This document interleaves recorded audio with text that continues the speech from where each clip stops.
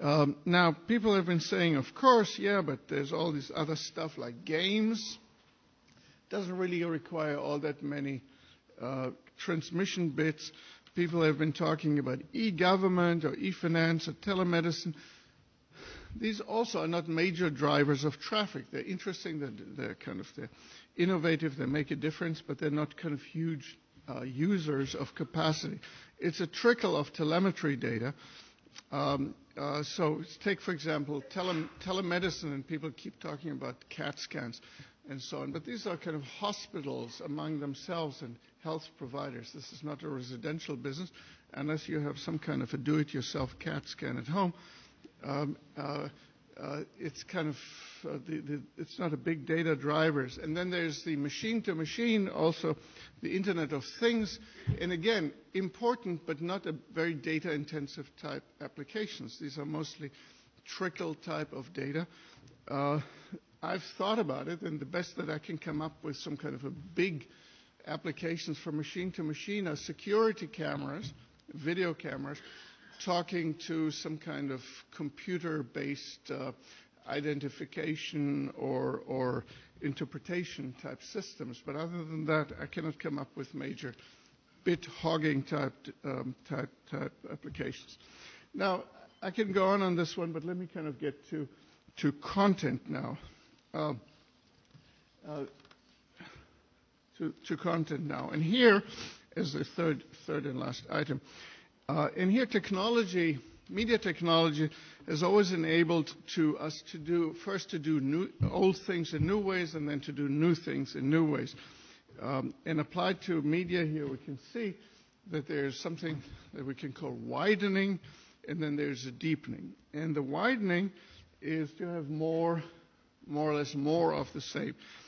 More regular television, but at different times, kind of Hulu-type applications. Very interesting, very good, but it's kind of just more. Or some new stuff, kind of user-generated video, in which people can show their own stuff. But it is important to understand that this is all asynchronous television, that this P2P video, the wiki video, do not require great last mile access transmission beyond decent regular broadband because you have the substitution of storage for transmission. You don't have to have 100 or 1,000 or 1,000,000 parallel channels in the cable television mode. In this way, you have to have 1 or 2 decent channels in which you can upload, download whatever you want.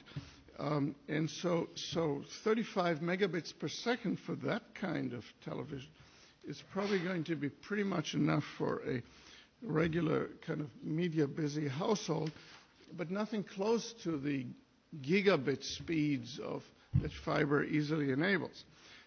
So I think I kind of come to the deepening of communications. So deepening means a richer sensory experience, more bits per second reaching the viewer.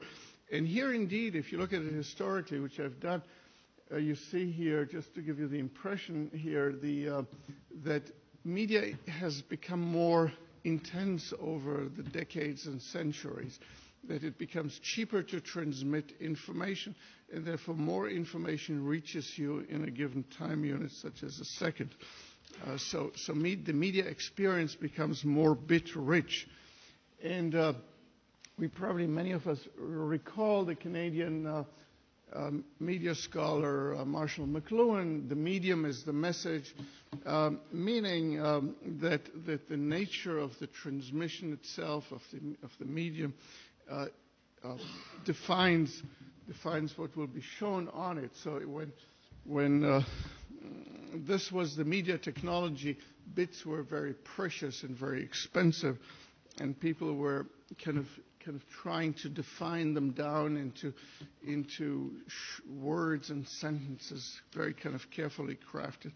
When bits became much more cheaper to show, then we have these visual images and things kind of blowing up, and that's just kind of the beginning, because with richer media, we can now have, with computer-generated stuff, here's Russell Crowe fighting the tigers in a stadium, but of course there's nothing of it whatsoever true. This is only Russell Crowe's head, but the body is somebody else's body, and the tiger is somebody else's tiger, and the audience probably doesn't exist. And that's just kind of the beginning. We are seeing now 3D emerging. We can imagine virtual reality. Okay, maybe not user-friendly, but this is getting there. And I would expect in the future everybody on this planet will wear eyeglasses.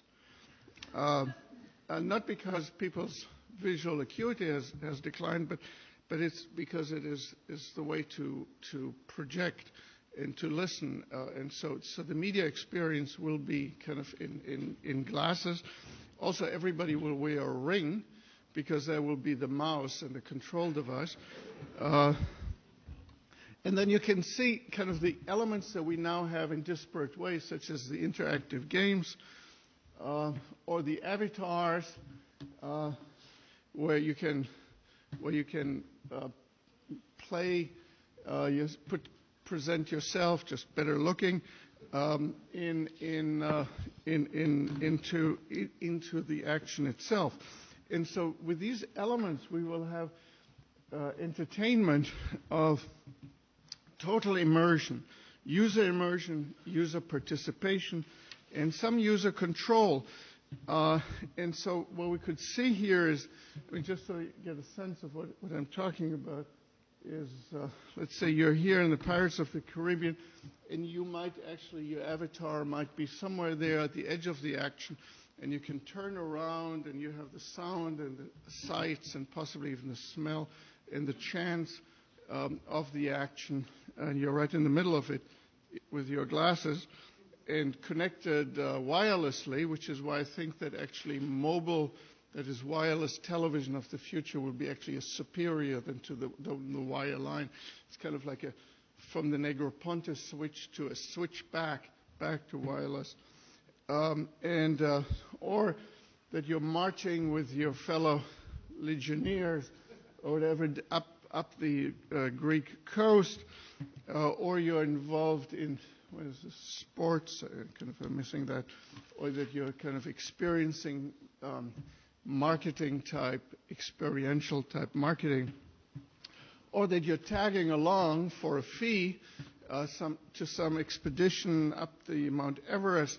And have that experience in almost in real time, and so this kind of television will require kind of significantly more bandwidth, and that is what will fill networks. And so I kind of skip again some things, a reason of time, and come to a conclusion here. So the implications are for the content producers. People will spend more and more time in these immersive environments, and therefore they will consume more and more media. Good news for if you're in that business. On the other hand, it will become much more expensive to produce all this. This is really not stuff for amateurs. You need a lot of programming, a lot of technology, a lot of kind of planning, programmers, testing, versions, strong economies of scale. And it's likely to be global, large companies mostly. There might be a second dimension here of kind of community model creation in which people contribute to this media experiences individually along the second life type model. But I think that mostly it will become part of large media companies. Now, for the distribution networks, of course, it means more traffic for powerful pipes, and that, of course, is good news. Now, okay, a conclusion, therefore, to the question of whether things have peaked. I think that the infrastructure in developed countries like the United States might be somewhere close to that point there. Still growing, but you can already see kind of the plateauing and possibly peaking. But the content industries still have a kind of an interesting and a long way to go. and quite exciting. And so the internet driver, I would argue, is moving from infrastructure, the kind of the pipe, if you build it, they will come type model, to one in which content is content is the push from internet pull, from infrastructure pull to content push. The kind of content here that I'm talking about will change not only our networks, but our culture, our politics, and our lives. And it is part of the content that can be created by some of the people right here in this room. And I find this very, very exciting. And I end here, and thank you for your attention.